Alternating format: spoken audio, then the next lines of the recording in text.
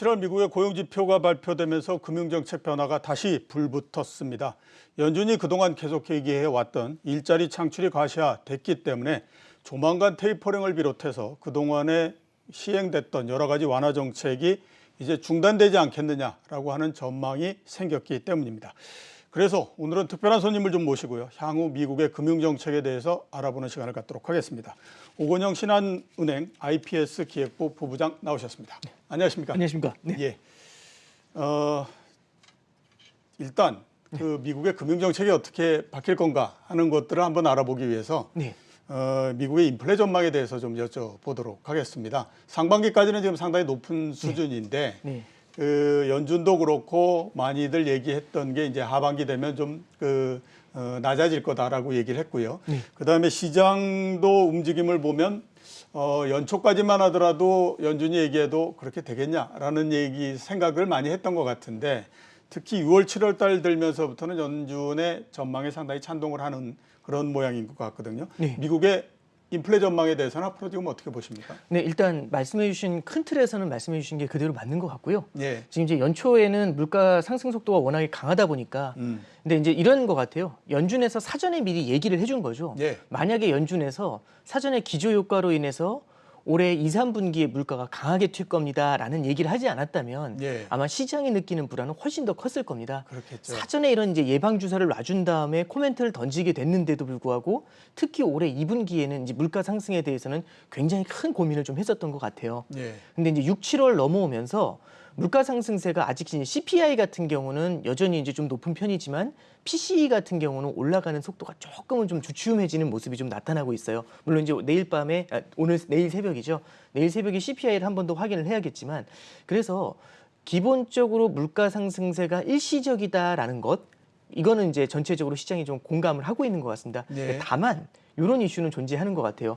2, 3분기 정도에는 피크아웃을 할 것이다. 물가가 예. 고점을 찍고 내려갈 것이다라고 했었던 그 일시적이 어느 정도의 기간이냐라는 그 질문에 대해서 예. 초기에는 연준 같은 경우는 올해 이제 한 10월 정도면 뚜렷이 내려가는 게 보일 것 같다. 예. 이런 코멘트를 했었는데 최근에 이제 FOMC 때 파월 의장도 이제 그런 얘기를 하죠. 생각보다 조금 더 이어질 것 같다라는 얘기를 예. 했고 오늘 새벽이죠. 오늘 새벽에 이제 시카고에 이제 에반스 총재 같은 얘기는 한 얘기가 이제 내년 말 정도 됐을 때는 2% 물가 목표보다 조금 내려오지 않을까, 1.9% 정도까지 되지 않을까. 이 얘기는 뒤집어 말하면 생각보다 물가 상승세가 2% 위에 존재하는 물가 상승세가 그 꽤 오랫동안 머물 수도 있다. 예. 이런 가능성에 대해서는 조심스럽게 열어놓는 것 같습니다. 그래서 일시적이라는 말 자체가 조금 더 길게 보인다라는 것, 예. 그게 이제 포인트가 되는 거 아닌가 싶습니다. 예. 네. 내년 말 정도 되면 이제 2% 밑으로 네. 그 정도 지금 전망을 하는 거죠. 예, 에반스 총재는 그렇게 전망합니다. 예, 그러면 올해 하반기, 올해 연말 정도에는 그보다는 조금 훨씬 더 높은 수준.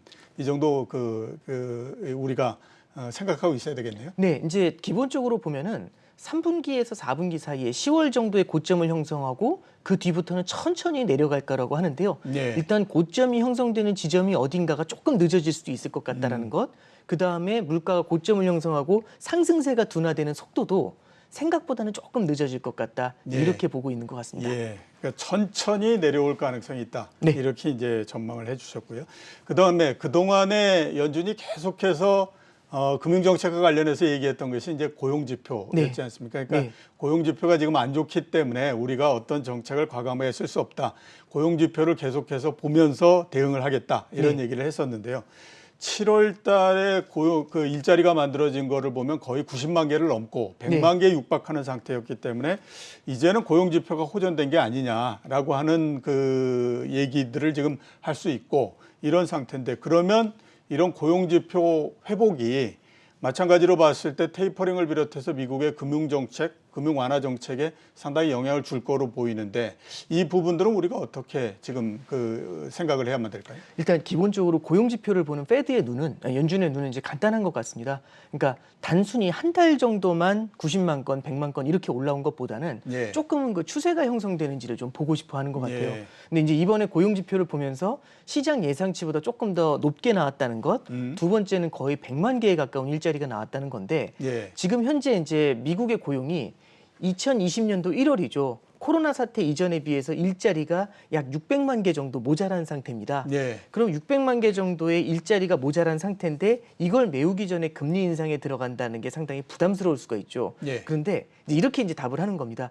봐라, 고용이 월 100만 개씩 나오게 되면 6개월이면은 어느 정도 채워지지 않겠냐. 이제 그런 얘기를 하는 거죠. 예, 그렇죠. 그러면 이제 지금이 8월이니까요. 그럼 내년 초 정도면은 어느 정도 작년 1월 수준에 있는 코로나 이전 수준까지 일자리가 돌아오지 않을까, 이제 그런 이제 합리적인 예측을 가능하게 합니다. 근데 여기서 이제 중요한 게 뭐냐면 단순히 한 달의 지표만을 바라보면서 그걸 결정하기는 어렵기 때문에 추세가 만들어지는 게 되게 중요하거든요. 이번 고용 지표를 보시면 이번 달께 90만 건을 넘은 것도 중요하지만 지난달에 80만 건 정도라고 봤었던 고용 지표가 90만 건으로 올라갔어요. 예. 그럼 사실상 2달 연속으로 100만 건을 만들어준 거거든요. 그렇죠. 그런데 이제 그래서 이제 연준에서도 나오는 얘기, 그다음에 이제 시장 참여자들도 하는 얘기가 뭐냐면 다음 달 고용이 굉장히 중요하다라고 보는 게, 다음 달에도 이 정도 수준의 고용이 나오게 되면 3개월 연속이잖아요. 그렇죠. 그러면 이제 물론 이것만으로 예단할 수는 없겠지만 어느 정도 추세가 완성되는 거 아니냐.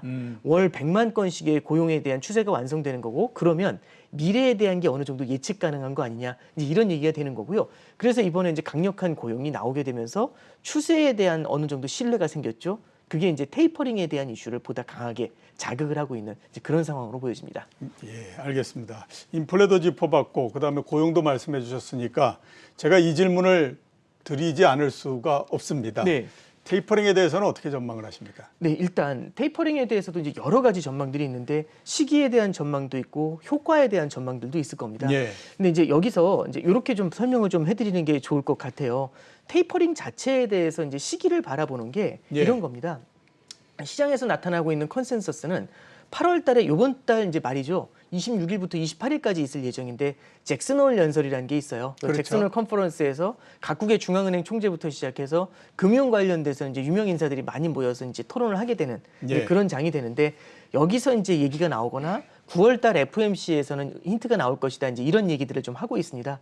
일단 첫 번째 말씀드리면 잭슨홀에서는 그 연준이 어떤 통화 정책을 결정하는 회의는 아니에요. 아, 예, 그렇죠. 예. 이제 같이 이제 공감을 하는 회의가 되는 거고, 작년 같은 경우도 잭슨홀에서 이제 역사적인 전환이라고 했던 게 평균 물가 목표제의 전환이 있었어요. 예. 그래서 평균 물가 목표제를 잭슨홀에서 도입을 했다고 선언하는 게 아니라 이거에 대한 도입이 필요하다라는 걸 굉장히 설득력 있게 이제 암시를 해줬죠. 예. 그런 다음에 9월 중순에 있었던 FOMC에서, 작년이죠. 9월 중순에 있었던 FOMC에서 평균 물가 목표제를 도입한 바가 있습니다. 예. 그래서 이제 이번에도 만약에 이제 고용 지표가 큰 틀에서 이제 문제가 생기지 않고 시장에서도 어느 정도 크게 잘 소화를 해주는 모습이 나타난다면, 마찬가지로 8월 달에 이번 잭슨홀 연설에서 어느 정도는 테이퍼링에 대한 암시를 주고, 예. 그런 다음에 9월 달 FOMC에서는 테이퍼링에 대한 선언이 진행되지 않겠냐, 이건데요.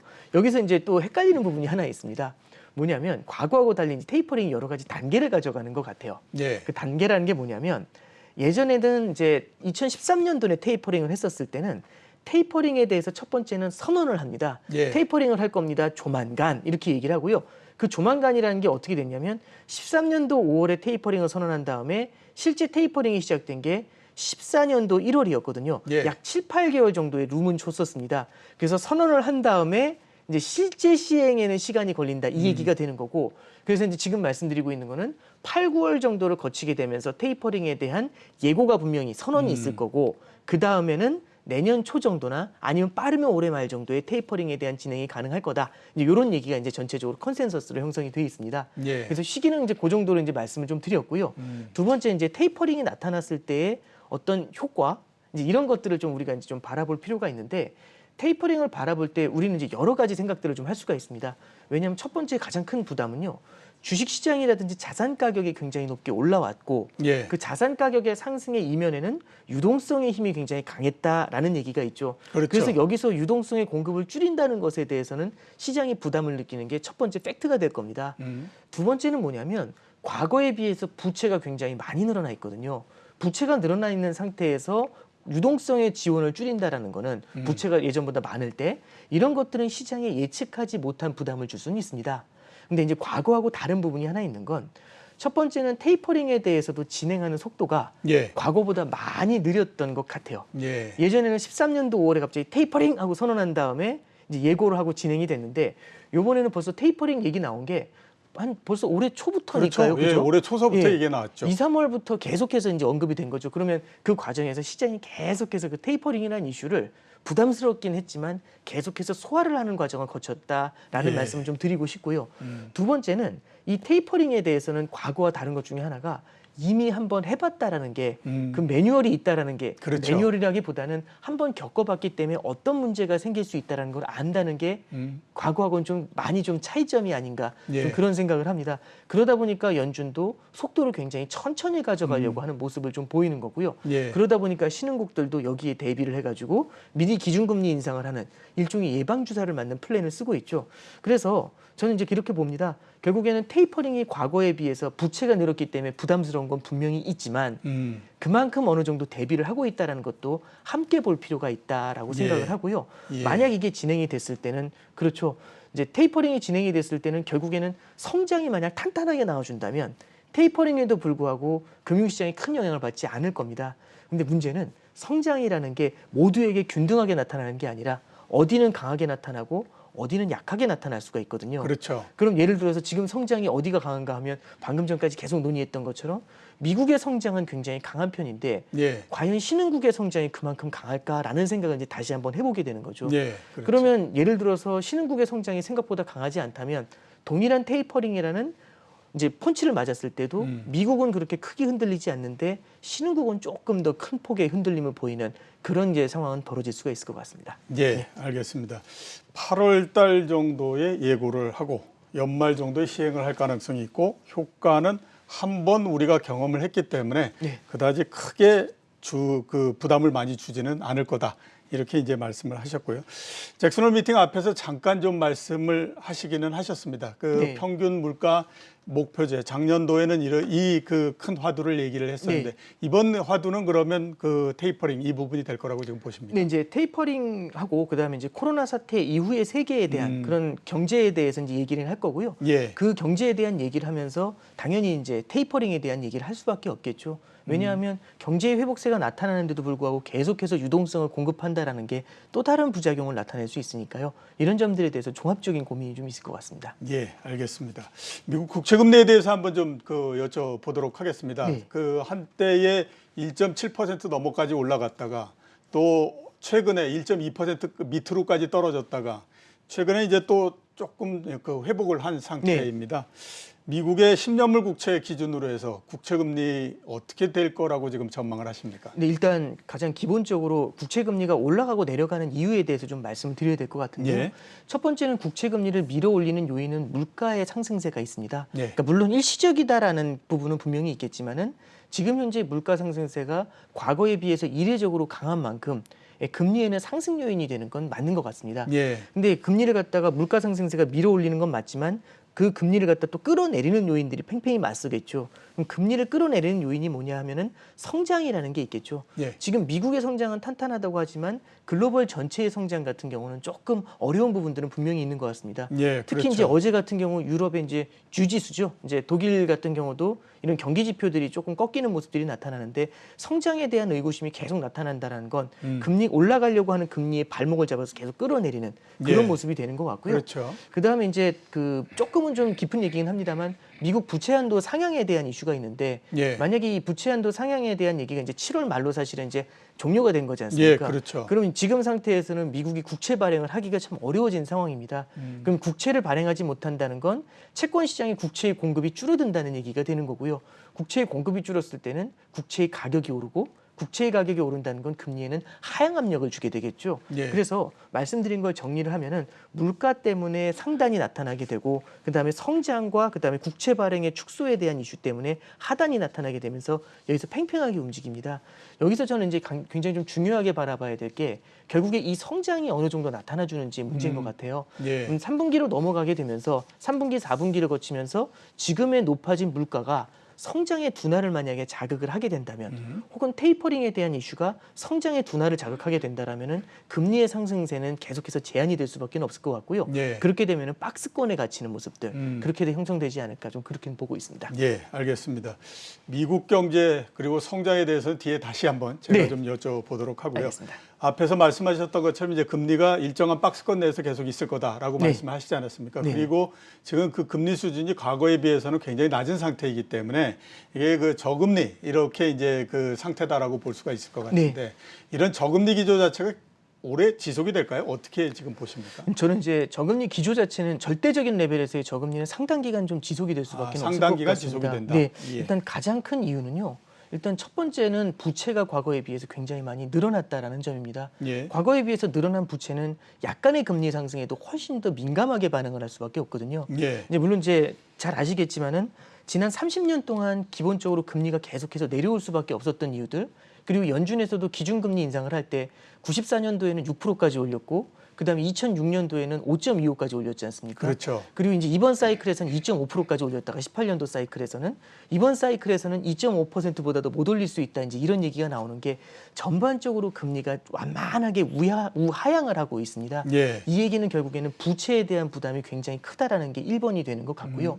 두 번째는 성장에 대한 부담이 분명히 존재하는 것 같습니다. 결국에는 저성장이라는 기조가 나타나는 건데 저성장은 글로벌 불확실성에 기인하는 바가 크지 않습니까? 예. 글로벌 금융위기 이후에 벌써 13년이 지났습니다. 13년이 지나는 기간 동안 성장이 강하게 나오지 않는다는 얘기는 그만큼 기업의 투자를 자극하지 못했다라는 얘기인데요. 그렇죠. 이런 데에서 이제 과감한 고금리를 가져간다라는 거는 아마 시장에는 상당한 좀 부담을 주게 될 것 같고요. 그렇기 때문에 일정 기간은 인큐베이터라는 표현은 좀 과하긴 합니다만 경제가 기업 투자라든지 이런 부분들이 자생적으로 올라올 수 있는 데까지는 시간을 조금은 벌어주는 차원에서 일정 수준의 저금리 기조가 좀 유지될 것 같습니다. 예. 일정 기간 저금리 기조가 계속해서 유지가 될 거다 이렇게 말씀을 해주셨고요. 이 부분 한번 좀 질문을 드려보고 싶습니다. 금리 인상기에 투자 유망한 자산 그리고 피해야 될 자산 어떤 게 있습니까? 네, 일단 첫 번째는 피해야 될 자산부터 말씀드리는 게 조금 더 편할 것 같습니다. 예. 이제 금리 인상이 된다라는 걸 바라봤을 때는 결국에는 어떤 기업이든지 간에 재무 구조가 부실한 기업들 같은 경우는 조금 부담을 좀 많이 느낄 수가 있겠죠. 그렇죠. 예. 결국에는 뭐 주식 시장이라든지 금리라든지 금융시장 전체를 봐도 결국에는 중요한 거는 성장하고 금리라는 팩터인 것 같습니다. 예. 금리가 올라가면 주가가 빠지나요? 이제 이런 질문들 많이 받는데 그렇죠. 근데 중요한 거는 금리라는 게 물론 주가를 결정하는 중요한 요소인 건 사실입니다만 금리 말고도 여러 가지 요인들이 사실은 주가를 결정하지 않습니까? 예, 그렇죠. 그렇기 때문에 예를 들어서 금리가 오르더라도 그 기업이 굉장히 탄탄한 실적을 내고 있다거나 아니면 재무 구조가 굉장히 탄탄해서 사실상 거의 부채가 없다라고 한다면 금리가 올라가는 것에 큰 영향을 받지는 않을 수 있겠죠. 예. 그래서 첫 번째는 금리 인상기에 피해야 될 자산 1번은 재무 구조가 다소 이제 부실한 예를 들어 부채가 조금 높은 자산들 이런 쪽에 대해서는 우리가 좀 경계감을 가질 필요는 분명히 있는 것 같습니다. 예. 그리고 두 번째는 이런 재무 구조라는 건 단순히 기업 쪽으로만 적용되는 게 아니라 국가 단위에도 적용이 될 수가 있겠죠. 예를 들어서 국가 부채가 굉장히 높은 국가들 예. 그리고 이제 예를 들어서 이제 자본 유출 같은 게 나타날 수 있는 국가들.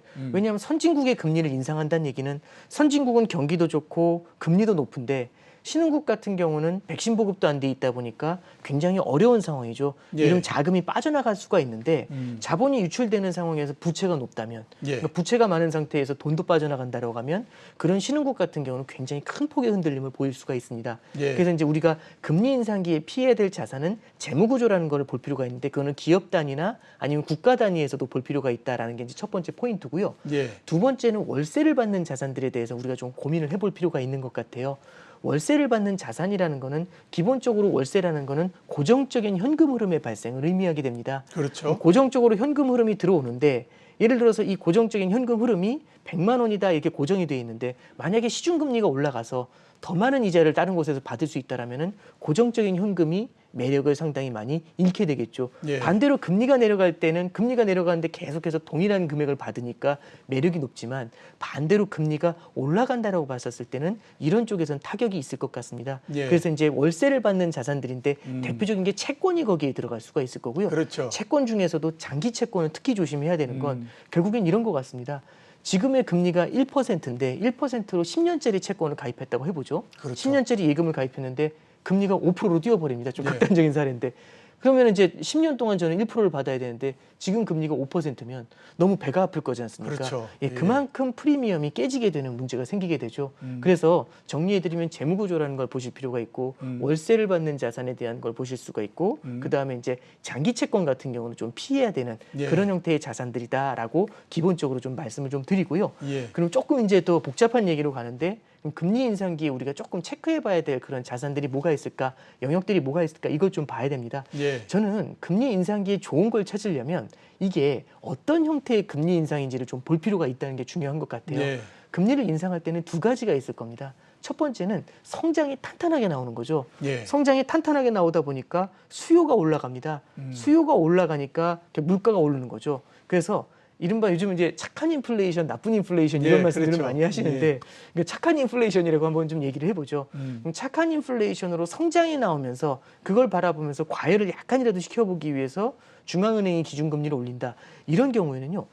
금리가 올라감에도 불구하고 성장 관련 섹터들은 굉장히 좋을 수가 있습니다. 예. 그러면 이제 방금 전에 방송에서 저는 되게 중요한 포인트들을 많이 짚어주셨는데 예를 들어서 은행주 같은 경우도 결국에는 실물 경제가 좋아지면 대출에 대한 수요도 늘어나고 금리가 올라가니까 은행의 마진도 올라가는 거지 않습니까? 그렇죠. 이런 경우에는 주식시장도 그렇고요. 전체적으로 성장하고 밀접한 연관이 있는 경기 민감주들이 좀 좋은 모습을 보일 수가 있다라고 생각을 합니다. 예. 그런데 금리 인상도 이렇게 착한 인플레이션에 의한 금리 인상도 있지만 나쁜 인플레이션에 의한 금리 인상도 우리가 좀 고민을 해볼 필요가 있습니다. 예. 나쁜 인플레이션이라 하면 성장 자체는 강하지 않은데 원자재 가격이 굉장히 높게 오르는 거죠.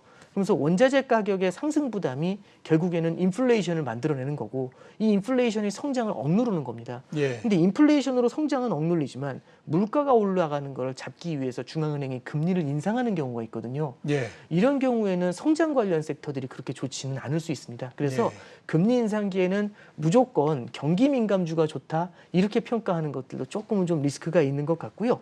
그래서 저는 이게 이제 착한 인플레이션이냐 나쁜 인플레이션이냐 요걸 보고 접근할 필요가 있고요. 착한 인플레이션이라면 경기 민감 섹터에서는 당연히 방금 전에 방송에서 보셨던 것처럼 좋은 흐름이 나타날 수가 있고 나쁜 인플레이션에서는 오히려 이런 원자재 가격 상승들이 있으니까 원자재 관련된 그런 형태의 팩터들을 조금 찾아보시는 게 좋지 않을까 그렇게 예. 조언의 말씀을 전해드립니다. 알겠습니다. 인플레 성격에 따라서 투자해야 되는 자산을 좀 구분을 해라라고 말씀을 해 주셨고요. 미국이 금리를 인상하니까 네. 앞으로 달러가 계속해서 강세가 되지 않겠느냐. 그렇게 되니까 달러 쪽에 투자를 할 그 필요가 있다. 이런 얘기들을 굉장히 많이 하거든요. 달러 투자에 대해서는 어떻게 보십니까? 일단 첫 번째는 저는 이제 달러 투자를 할 때 물론 이제 외환 시장이나 이제 딜러분들처럼 외환 시장 쪽에 익숙하신 분들 같은 경우는 달러 투자를 어느 정도는 고민해 보실 필요가 충분히 있다고 생각을 예. 합니다만 이제 일반적인 개인들이 외환 시장에 대해서 잘 모르시는 상태에서 초보자분들이 달러가 올라갈 것 같다고 해서 달러를 마구 사거나 이렇게 환해 베팅하는 거는 굉장히 좀 리스크가 있다라고 생각을 합니다. 그렇죠. 참고로 말씀드리면 지금 이제 달러가 올라간다는 얘기가 나오는데 불과 6개월 전으로만 가봐도 예. 원달러 환율이 그때 당시만 해도 1,080원 정도 했습니다. 1,080원 정도 원달러 환율이 나타날 때는 그때 무슨 얘기가 나왔냐면 1,050원까지 이게 달러는 약세로 갈 수밖에 없다라는 게 굉장히 중론처럼 다가왔거든요. 그렇기 때문에 이게 외환 시장이 어떻게 될 것이다라는 그런 전망만 갖고 이렇게 베팅을 했다가는 낭패를 보실 수가 있고요. 예. 저는 달러 투자를 가져가실 때 중요한 포인트는 지금 미국이 테이퍼링을 하니까 달러를 가져간다 이제 이런 말씀보다는 좀 이런 방향으로 좀 보시면 좋을 것 같습니다. 기본적으로 우리는 포트폴리오 분산 투자를 할 때 예. 기본적으로 우리는 원화 자산을 많이 보유를 하게 됩니다. 예. 원화 자산이라는 건 원화 표시 주식, 원화 표시 채권들을 많이 가져가게 되는데 이거는 이제 기본적으로 우리는 원화 자산을 많이 깔고 가는 거지 않습니까? 그렇죠. 그러면 약간 통화의 분산 차원도 우리가 고민을 해볼 필요가 있고 통화의 분산 차원에서 우리가 고민할 수 있는 자산 중에 달러라는 자산에 대해서도 우리가 생각해 볼 필요가 있다라고 봅니다. 예. 달러라는 거는 이게 시장이 흔들릴 때 혼자 뛰어 올라가는 안전자산으로서의 성격이 굉장히 강하죠. 예. 전 세계 금융시장에 달러가 많이 풀려 있습니다. 달러 유동성의 공급이 많다는 얘기는 신흥국들은 원시자본이라고 하죠. 자체적으로 돈이 없기 때문에 해외에서 돈을 빌려와 가지고 예. 달러를 빌려와서 달러를 팔고 자국 통화로 환전한 다음에 이걸로 투자를 했을 겁니다. 그렇죠. 근데 문제는 시장이 만약 크게 흔들리게 된다면 미국 쪽이라든지 이런 쪽에 있는 외국인 투자자들이 돈을 갚으라고 얘기를 하겠죠. 불안하니까요. 그럼 이 경우에는 어떻게 되냐면 실물 경기가 안 좋고 장사도 잘 안 되는데 보유하고 있는 공장을 팔고 통화를 받은 다음에 이 돈을 갖다 팔고 달러를 사서 갚아야 되는 문제가 생깁니다. 예, 그렇죠. 그러면 불경기라는 건 한두 명한테 닥치는 게 아니라 모든 사람들한테 공통적으로 닥쳐오지 않습니까? 그러면 일시적으로 달러를 사야 되는 수요가 폭발을 할 수가 있습니다. 참고로 작년도 3월 달에 코로나 사태 당시에 달러에 대한 수요가 폭발을 했었던 예. 그런 경험이 있었죠. 그래서 정리해서 말씀을 드리면 예를 들어서 위기가 찾아온다, 리스크가 다가온다라고 하면은 달러라는 거는 보험처럼 내 포트폴리오를 지켜줄 수 있는 그런 자산이 될 수가 있습니다. 그래서 보험이기 때문에 전액을 보험에 가입하는 건 아니지 않습니까? 예. 포트폴리오의 일부 금액을 달러로 가져가는 방법들 이런 쪽을 좀 고민해 보시면 어떤가? 예, 그렇게 조언을 드려봅니다. 예, 저는 개인적으로 주식과 가상화폐를 제외하고는 많은 것들을 투자를 해봤는데요. 네네. 당연히 이제 말씀하셨던 것처럼 달러뿐만 아니라 엔화 또 네. 과거에 저 브렉시트 됐을 때는 파운드와 네. 여기에도 투자를 해보고 했는데 네. 달러 투자를 비롯해서 외환 투자로 해가지고 어지간해서는 참 그 수익을 내기가 쉽지가 않더라. 이렇게 이제 제가는 말씀을 드리고 싶습니다. 센터장님께서 그런 말씀하실 정도니까요. 굉장히 어렵습니다.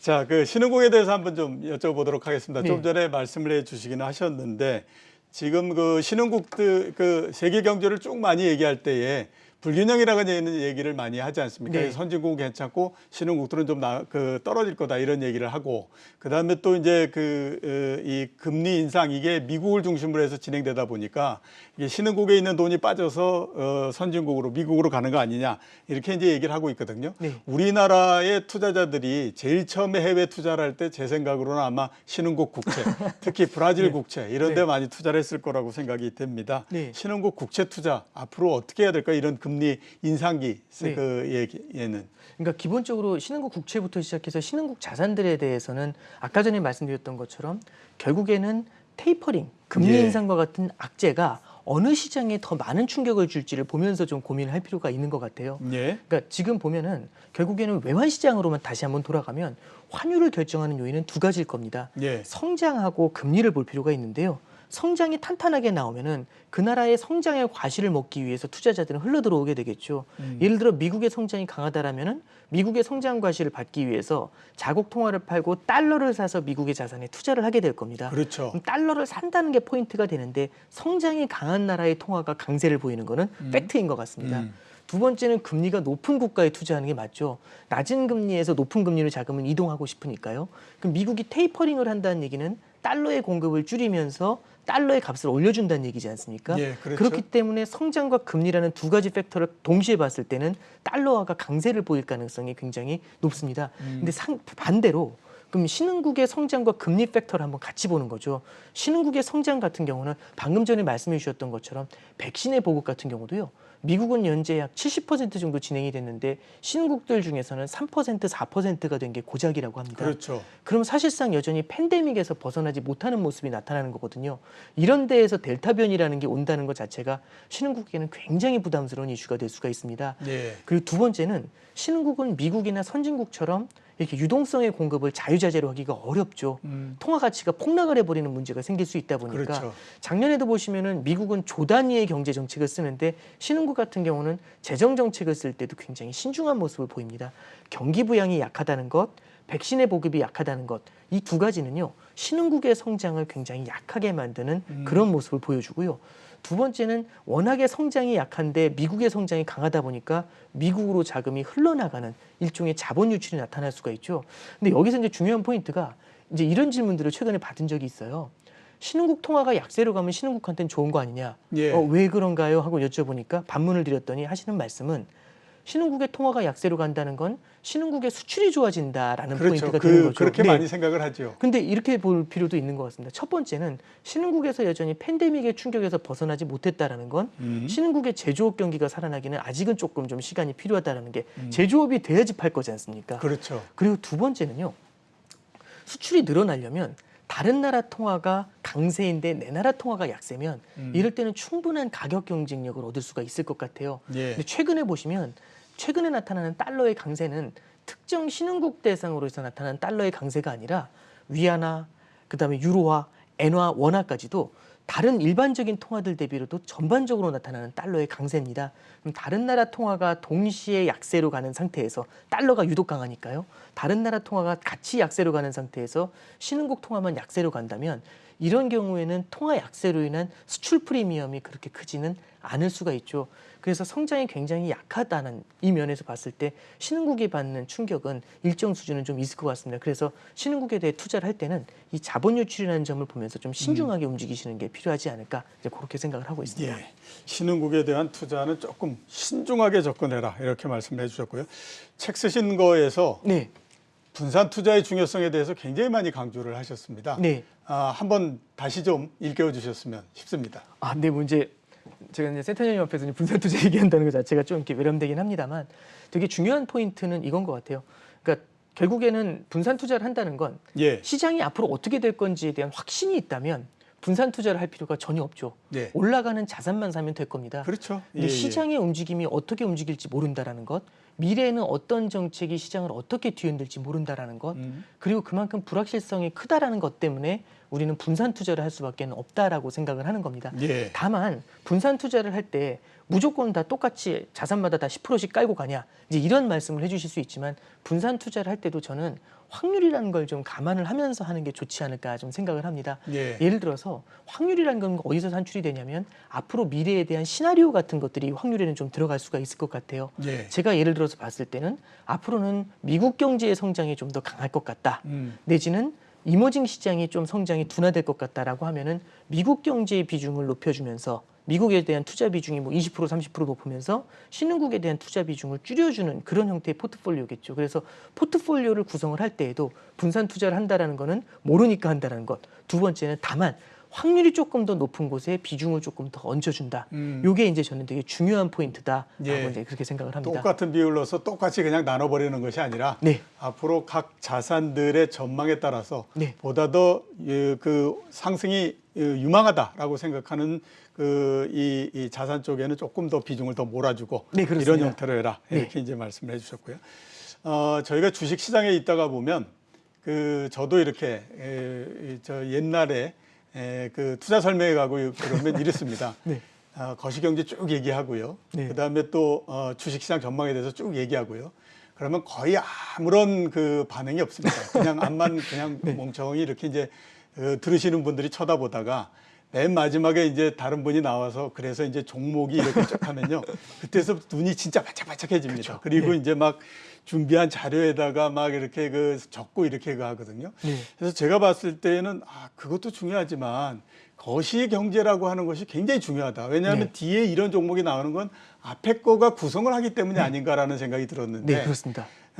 말씀하시는 걸 제가 다른 데서 쭉 듣고 그러면 거시경제 중요성에 대해서 굉장히 많이 말씀을 하시더라고요. 네. 다시 한번 좀 말씀해 주셨으면 싶습니다. 네. 이제 또 되게 유치한 비유일 수는 있습니다만 축구 얘기를 좀 해보면 예. 이제 축구 경기 같은 경우도 이제 보면은 예를 들어서 절대적인 강자가 있는데도 불구하고 패하는 경우들이 있습니다. 그렇죠. 예를 들어서 이제 뭐 다른 이제 홈 경기 같은 경우로 할 때 이머징 국가는 신흥국에 가서 이제 홈 경기를 할 때 그 홈 경기에서 워낙에 응원이 강하게 들어온다거나 구장 상태가 안 좋다거나 날씨가 우천으로 인해서 힘들다거나 거기가 고지대라거나 예. 이제 이런 것들 때문에 이제 굉장히 강팀이 이제 처참하게 지는 경우들도 가끔씩 발생을 하곤 하죠.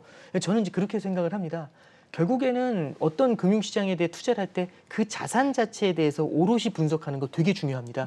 그 팀이 브라질이냐 아니냐가 되게 중요한 거겠죠. 그렇죠. 굉장히 중요한 포인트인데요. 근데 다만 경기장이 어떤지 어떤 환경에서 경기를 하고 있는지도 되게 중요하다라고 생각을 합니다. 예. 근데 이제 투자를 하다 보면은 굉장히 한 팀에 이제 오롯이 이제 그런 것들을 좀 많이 보게 되는 경우들이 있는데 저는 환경을 같이 좀 감안해야 된다라는 생각을 하고요. 예를 들어서 아까 말씀드렸던 것처럼 예를 들어 금리 인상이 됐었을 때는 어떤 자산이 좋을까?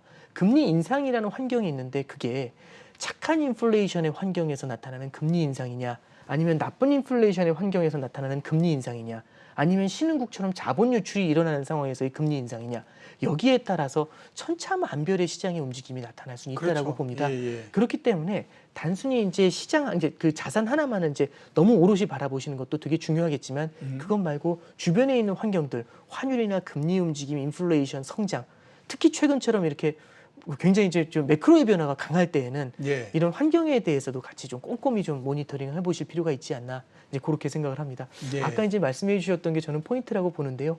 앞서서 거시경제에 대한 말씀과 자산 배분 전략에 대한 말씀을 해주셨던 것 자체가 그리고 뒤에 이제 종목이 나오기 전에 그렇죠. 이 환경에 대해서 구체적인 설명을 해주시는 게 저는 일단 기본적인 큰 그림을 그릴 때는 중요하지 않나 이제 그렇게 생각을 합니다. 예.